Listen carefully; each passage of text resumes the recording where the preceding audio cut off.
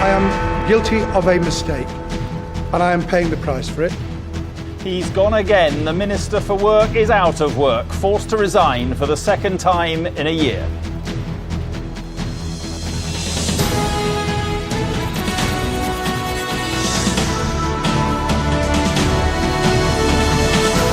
David Blunkett was once seen as a high flyer, perhaps even a future Prime Minister. Tonight, his chances of ever returning to government are zero.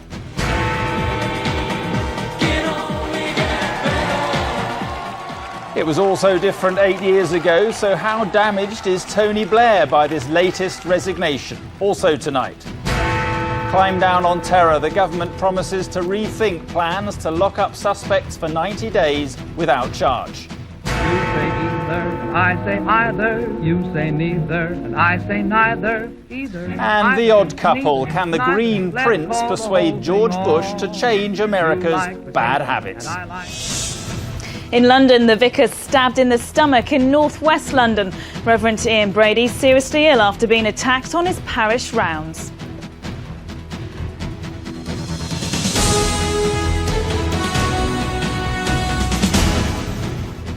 Good evening. The Prime Minister tried to stop him and failed. David Blunkett walked out of the Cabinet for the second time in a year today. The Work and Pension Secretary held up his hands. I am guilty of a mistake, he said, and I am paying the price for it. That mistake, not consulting about taking a job in the private sector. This time, there'll be no comeback. He made that clear himself. But tonight, his departure raises questions about the authority of the Prime Minister, who stood by Mr Blunkett throughout. Our political editor, Tom Bradby, has followed a day of downfall and drama and is in Downing Street tonight. Tom. Mark, this was certainly one of those days that makes you think a little bit. David Blunkett overcame extraordinary obstacles to get to where he was, and I think it's fair to say he really lived for politics. So purely on a human level, it was an incredibly sad day for him. This is a tough old game, but I guess it has to be, because the decisions being taken are so crucial for all of us. That's why questions of judgment, of course, become so important. Now, this morning we were talking about those questions in relation to David Blunkett. Now we're talking about them in relation to Tony Blair.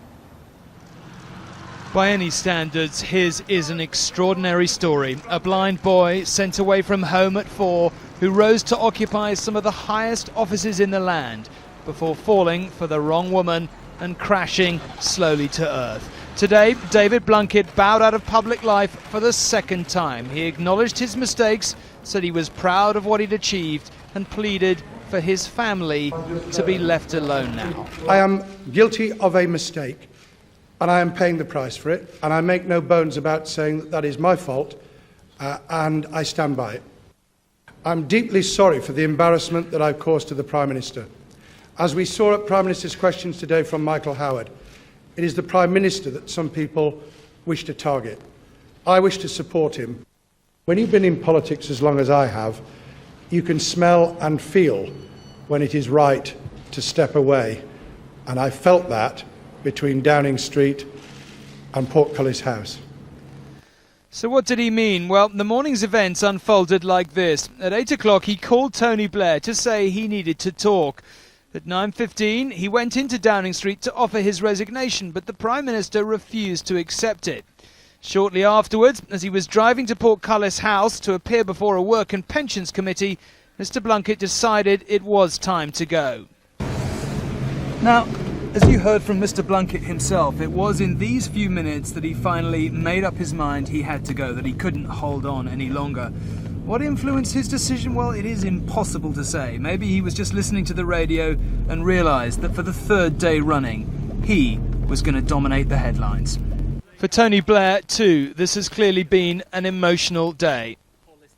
I would like to say that whatever mistakes my right honourable friend has made, I've always believed and believe now that he's a decent and honourable man who has contributed a great deal to his country, who has overcome immense challenges that frankly would have daunted the rest of us, and he can be proud of his record in British public life. The degree of pressure to which people are subject is absolutely extraordinary, and I think we should just occasionally reflect on that, and when it's from somebody that has done an immense amount for this country, I think as he goes from government, we should say he goes, in my view, with no stain of impropriety against him whatever. But the House has little respect for such sentiments. The Tories scented blood. The sole source of authority in his cabinet is the Chancellor of the Exchequer. For how long will this country have to put up with this lame duck Prime Minister in office but not in power? This morning, David Blunkett was the story. Tonight, it's Tony Blair. Tom Bradby, ITV News at Westminster.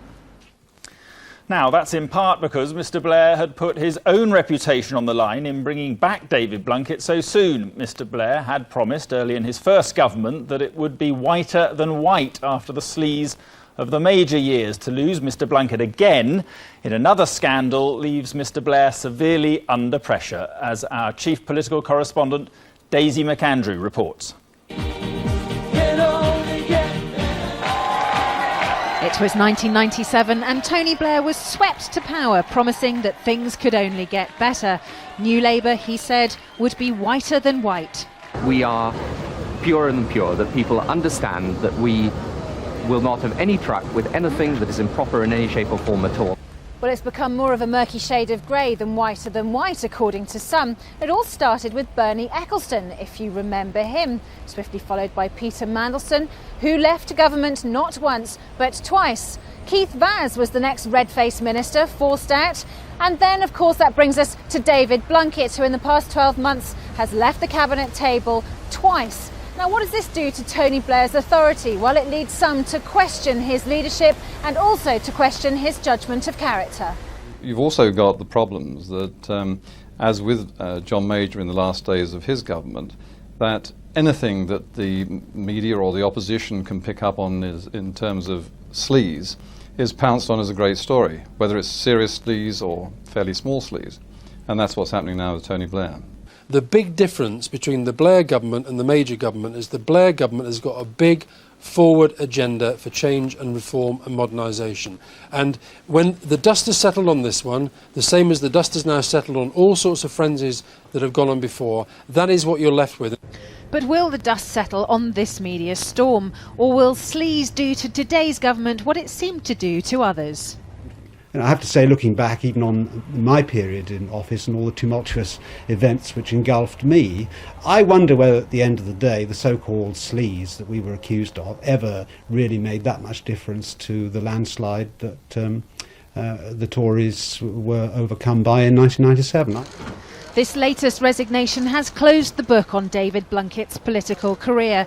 But is it also the beginning of the last chapter of Tony Blair's? Daisy McAndrew, ITV News. Mr Blunkett's great strengths as Work and Pension Secretary were taking tough decisions and selling them to backbenchers. He was also a loyal Blairite. His successor, John Hutton, Chancellor of the Duchy of Lancaster, is another. But he now faces one of the hardest jobs in Cabinet, charged, as Lauren Taylor explains, with pushing through a radical rethink on some very difficult issues. On the march and angry, pensioners are an increasingly vocal group protesting about poverty in old age, but it's the time bomb of future pension provision that's being handed to John Hutton. And remember this, disabled protesters doing their best to embarrass the government over plans to cut incapacity benefit. The government still wants to tackle that spiralling bill. Then, highlighted by the stunts of Fathers for Justice, there are the huge problems of the Child Support Agency. So there are three very big problems to deal with in the new minister's inbox. Pensions. The government needs to find £57 billion more to fund pensions in the future, or make us save more, or work longer, or both. They'll be forced into action by the official report by the Pensions Commissioner, Adair Turner, due at the end of the month. Incapacity benefit. There are 2.8 million people claiming it, being paid a total of £6.6 billion a year to stay off work, making it the biggest budget in the welfare system. And the Child Support Agency. Mr Blunkett himself called it a complete shambles because of computer problems and unanswered calls. 1 in 7 cases faces a 12-month delay. So, what's the priority for Mr Hutton? The most immediate is get the child support agency off the floor and beginning to work. Then, of course, we've got to devise policies for those on incapacity benefits so they can safely move back to work when jobs are available for them. And then, after that, to lay the foundations very quickly for long-term pension reform. That's urgent to do, although we know those reforms won't come through effectively for people to 20, 30 or 40 years hence. David Blunkett was a key Blair loyalist, a heavyweight and a man who'd overcome disability, appointed to be as radical as possible in sensitive areas and take the party with him. But even he struggled to be as tough as Mr Blair wanted. There are reports that they argued over plans to cut incapacity benefit. So how will a little-known minister like John Hutton fare in the job? Tonight, the scale of the task seemed only just to be sinking in. What do you think you're going to do first of all? Get myself sorted out. Pushing through often unpalatable changes will be Mr Hutton's brief, but he'll feel the heavy hand of Mr Blair on his shoulder throughout, as the Prime Minister is increasingly desperate to secure a lasting legacy. Lauren Taylor, ITV News. Right, let's go back to Tom now, who's in Downing Street. Tom, all the attention on David Blunkett then, but it's Tony Blair who's in the firing line, is it? Well, that's right, Mark. I mean, I think the Tories had one very simple message to get across today, and that was what Michael Howard was saying in the House: is this the beginning of the end? And I have to say, looking down on the Labour benches, seeing them incredibly stony-faced there, you did wonder if that was what they were thinking. I think the easiest way to understand this is it's like some kind of flickering graph. When it looks Tony Blair's going to be here for a while, 2008, 2009, then everything looks pretty calm. The moment you get moments like this happening, the needle starts to flick back to 2006, maybe sooner, people wondering, well, should we have a break? Should we go for Gordon earlier than we thought? Then, there's no reason for ministers to toe Blair's line. And I think there is a real sense, after the last 10 days or so, he's having trouble getting his agenda through. Having said that, this is a man largely written off before the election. Look, he bounced back with his response to the London bombings, with the Olympic bid and all the rest of it. I think it'd be very unwise to write him off, but I think one thing we can say, he won't want us to be having this conversation too many more times in the coming weeks. OK, Tom, thanks very much indeed.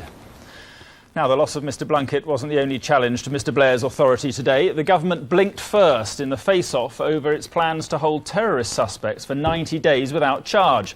They'd almost lost one vote in the Commons, and rather than risk it again, the Home Secretary, Charles Clarke, agreed to a rethink. Our political correspondent, Libby Wiener, is in the Commons tonight. Libby, what happened exactly? Well, Mark, it's a rare sight in the House of Commons, a senior figure from the government chucking away a key plank of their policy. But that's exactly what Charles Clarke, the Home Secretary, did tonight. His plans to allow the police to detain suspects for up to 90 days without charge were perhaps the most controversial part of the government's anti-terror legislation. Well, in a few short minutes in the comments this evening, they were gone. The plans effectively now will be watered down, Charles Clarke offering a compromise with the opposition and his own backbenchers. I think it's very, very, very important indeed that this democratic House speaks for the nation in dealing with terrorism in a direct way. And it's difficult to get to agreement because there are genuine different opinions, but my starting point is we should try to do that, and that is what I want to do. So on the face of it then, Libby, another huge embarrassment for Tony Blair. Yes, Mark, very embarrassing indeed. There are some MPs who've always suspected that Charles Clarke himself, the Home Secretary, wasn't entirely convinced that the police needed these powers. He said that they did need them in the House of Commons today, but there were some who believed that perhaps he was just towing Tony Blair's line. The Prime Minister, though, had all along said that the police needed these powers. Just 2 weeks ago, he said if they wanted them, then they should have them. But of course, there was a much worse option facing the government tonight. If they hadn't climbed down, there was the very serious possibility that they could have faced defeat in the Commons, defeat in the House of Commons, something that Tony Blair has never experienced until now. Libby Wiener, thank you. Coming up later in the programme, the misery mounts for Man United. 1 goal down in the first half. Could they bounce back in the Champions League tonight? But first, even for a future King of England, it's quite a privilege. Lunch and dinner at the White House, and that with an American president who doesn't like staying up late. Nor do the two men share anything like the same view of the world, particularly on the environment. Prince Charles and Camilla are due back for their second visit of the day any time now. Robert Moore is already there, ready and waiting. Robert. Mark, the royal couple expected back here in just about an hour's time. Lunch here was a small intimate gathering, dinner much more formal, really a gathering of the Washington elite. And there'll be plenty of memories of 20 years ago, that 1985 dinner when Princess Diana danced with John Travolta and took this town by storm. Camilla's approach, much quieter, much more subdued.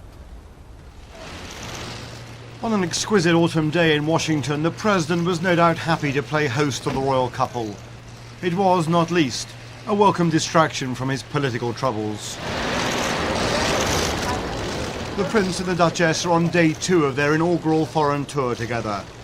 And whatever else can be said about this trip, it is not being met by the media indifference that some feared. Watching from the balcony, the president's mother, Barbara, one of the very few invited for lunch today. You like potatoes, and I like potatoes. Very obviously, the president and the prince are different characters with different concerns. Charles worried about the environment and global warming. Mr. Bush, the man who refused to sign up to Kyoto and who's worried about the war on terror, not the melting of the ice caps. Let's call the whole thing off. What did they speak about? Well, not the invasion of Iraq, we're told. That's too politically controversial a subject. After that private White House lunch, the Duke and Duchess went to a school in a deprived Washington neighborhood. This, the sort of media-friendly side trip that is likely to win Camilla a favorable reception in America. And in the moment that may evoke the most memories of the late Princess of Wales, the Duchess walked the rope line and worked the crowd. After a nervous first day yesterday in New York, you might be forgiven for thinking Camilla was enjoying it. Well, we do know the menu tonight includes buffalo. What we don't know is whether Prince Charles will want to talk about global warming and the environment, but the White House has said that if the Prince wants to raise those issues, then certainly the President is happy to listen. Buffalo, good grief. Robert, thanks very much indeed. Now, some of tonight's other news. The French President Jacques Chirac called for calm today to try to end 6 nights of rioting in Paris. The violence originally broke out after the deaths of 2 teenagers who were electrocuted while apparently running away from police. And thousands of people have attended the funeral of the American civil rights heroine Rosa Parks, who died last week. Former President Bill Clinton was among the mourners at the service in Detroit for the woman who famously refused to give up her seat on a bus to a white man 50 years ago. It's this simple. If you're a survivor of the Pakistan earthquake with winter beginning, no tent means no hope. Almost 4 weeks after their homes were destroyed, tens of thousands still haven't any shelter at all. Some aid agency convoys are getting through now, and Bill Neely travelled with one from Save the Children as time runs out in the Kashmiri mountains. The helicopters are still busy here, but the weather is worsening. There are days they won't fly and places they won't go. Into one of these today came Save the Children, driving a convoy of 200 tents 6,000 feet up into one of Kashmir's most remote corners. Even the blind walked for hours across a mountain to get here. The tents, blankets and clothes, their only protection against a brutal winter. It's a race here, against time and against the heavy snows that are on their way. In about 2 weeks' time, these mountains and this valley will be covered in snow. And the logic of survival then is brutally simple. Anyone without shelter will die. The problem is there aren't enough tents here or anywhere else. So a second disaster that the UN says could kill thousands isn't just looming, it's highly likely. These children survived the earthquake, 20,000 didn't. The coming cold and hunger could carry off thousands more. So they struggle away with their tents, and even the aid workers who've been through the tsunami struggle to cope here. Logistically, it's the worst, without a doubt. It's getting high mountains. The road that we came up now is pretty perilous, to say the least, but we could get vehicles up. We're talking about a lot of places that have got no vehicular access whatsoever. Then we're talking mule trains and helicopters, and we're really running out of time. As we left, night fell, and the first snow fell too. It didn't settle, but it will soon. Pakistan's mountain people are braced for another terrible test. Bill Neely, ITV News, Naganari, Kashmir. The growing threat of winter to Pakistan's earthquake survivors. Now to the market. So the FTSE closed at 5,358, up 14 points. The Dow Jones rose nearly 66 points to end on 10,472, and the pound is trading at just over €1.47. That's up a third of a cent. Now, if Tony Blair thought he was having a bad week, he should speak to Sir Alex Ferguson. Manchester United were beaten again tonight, this time in the Champions League. It comes just days after his captain's outburst against his own teammates. With news of that match and Arsenal's game against Sparta Prague, here's Nick Bashford. All is not well with Manchester United, thrashed last weekend, slated by their own absent captain Roy Keane, a manager under growing pressure. Against Lille there were few highlights for United, but yet more lows. The great ball for Ibrahimovic. Lille have scored their first goal in this season's Champions League. Sir Alex Ferguson looked exasperated as United fell short again, if only by a couple of inches. Beaten 1-0, demoralised, and they face Chelsea on Sunday. Troubled times too for Arsenal boss Arsene Wenger. His war of words with Chelsea's Jose Mourinho has escalated. Thierry Henry's return from injury will have cheered him up. It was special. Arsenal are struggling in the Premiership, flying high in Europe. Robin van Persie put the gloss on another good performance against Sparta Prague. He scored twice. Arsenal won 3-0. They're the first British club through to the knockout phase. Nick Bashford, ITV News. Time now for the news where you are, then I'll be back with the newspaper's verdict on Mr Blunkett's resignation. See you in a moment.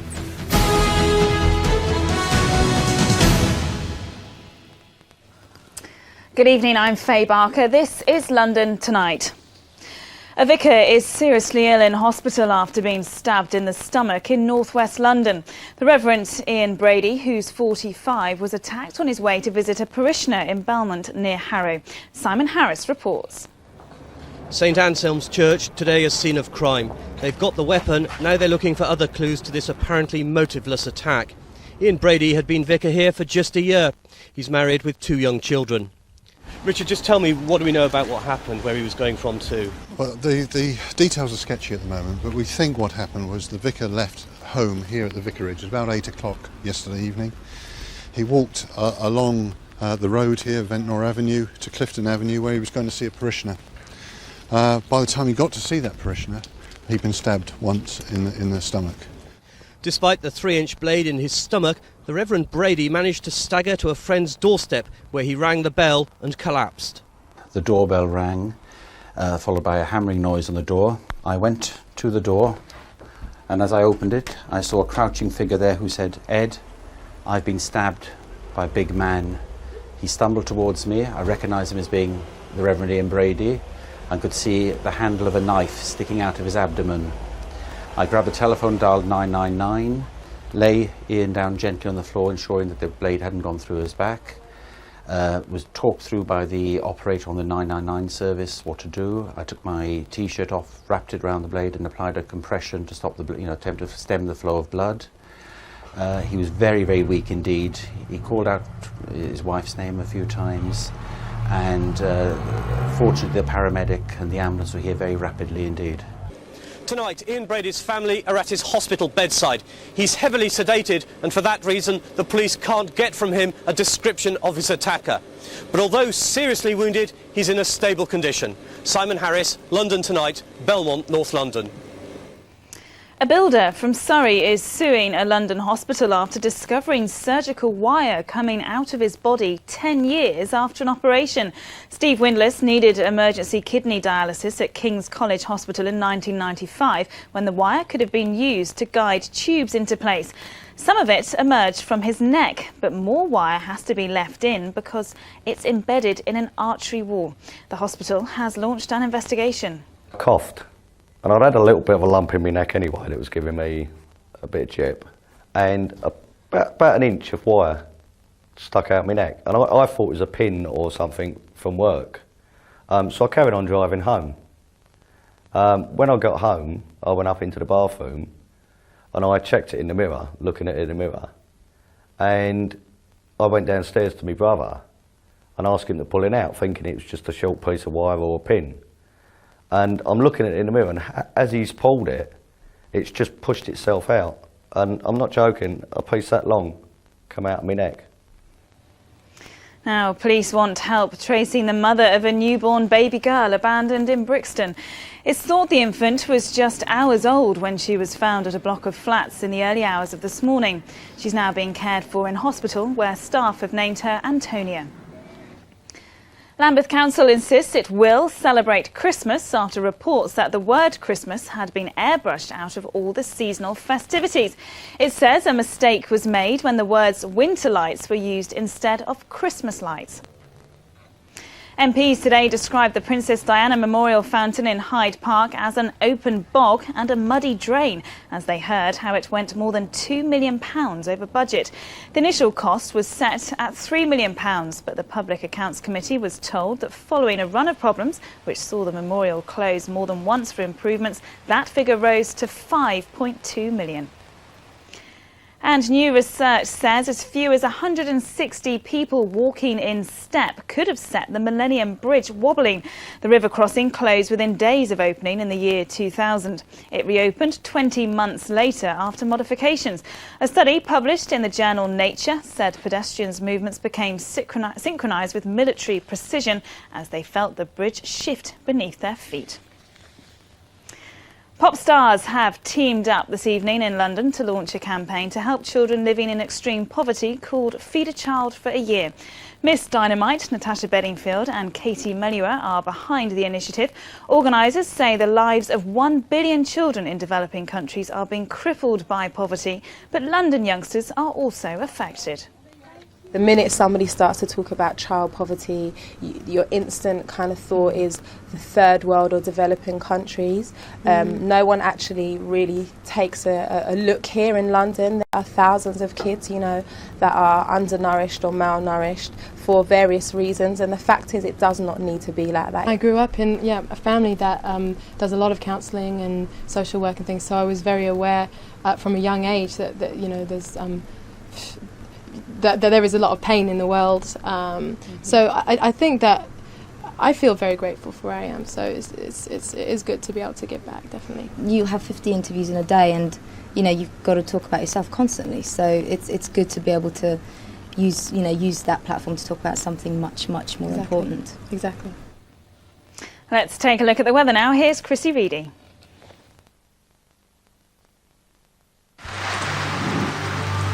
London weather, sponsored by Topps Tiles, brightening homes, whatever the weather. Good evening. So we've had some hefty showers coming across our patch in the last few hours, and there'll be some heavy rain coming in from the west tonight as well. Winds strengthening all the time, but the only compensation really is that, as you can see, temperatures are staying relatively mild. So a wet start to Thursday morning, perhaps a little bit of brightness, as you can see there across at the east of London, but also some heavy bursts of rain to contend with. Now that rain should become a little bit more showery through the afternoon, perhaps even a little bit of late brightness tomorrow, but it is going to be windy, so if you're out and about, despite a high of 16 Celsius, it's not going to feel too great at all. Beyond that, for Friday, a scattering of showers. Thankfully, the winds will start to ease back. And then for Saturday and Sunday, a beautiful weekend in store. I'll see you tomorrow. Bye-bye. London weather, sponsored by Topps Tiles. That's it from me. Now it's back to Mark Austin.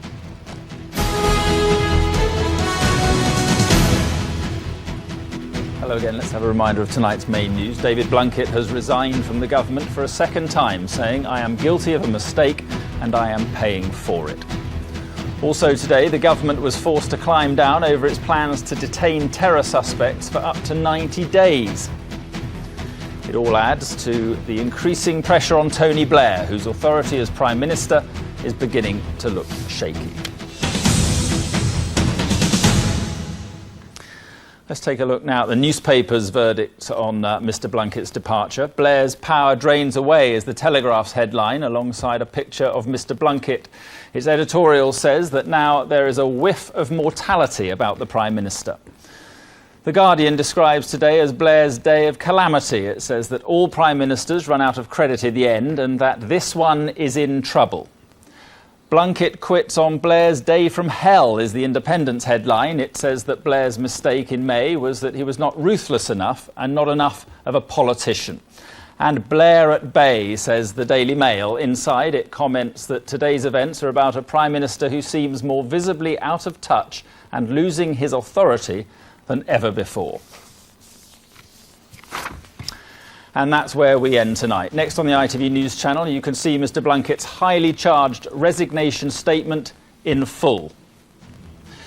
But now, from me and from all the team here, good night, and thank you for watching.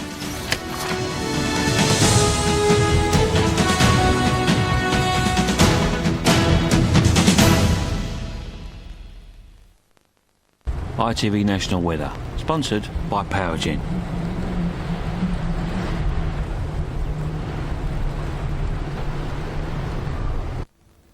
Hello again, good evening. It's looking pretty stormy over the next 24 or so hours, particularly towards the south of the UK, with winds gusting between 50 and 60 miles an hour, maybe even stronger than that.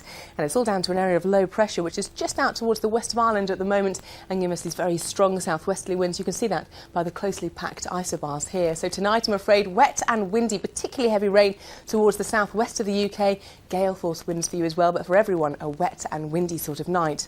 I'm afraid tomorrow morning doesn't bring much better news. The best chance of brightness tomorrow across the UK will be to the far north of Scotland. Elsewhere, it's looking pretty miserable. For the afternoon, a slow improvement towards the southwest and into Ireland, and it is going to feel an awful lot cooler than the high tomorrow of 16 Celsius. That's it from me. Good night. Positive energy from Powergen. Music legend Burt Bacharach shares his favourite tracks on the Orange playlist at midnight 20, after our movie Attack of the Clones continues next.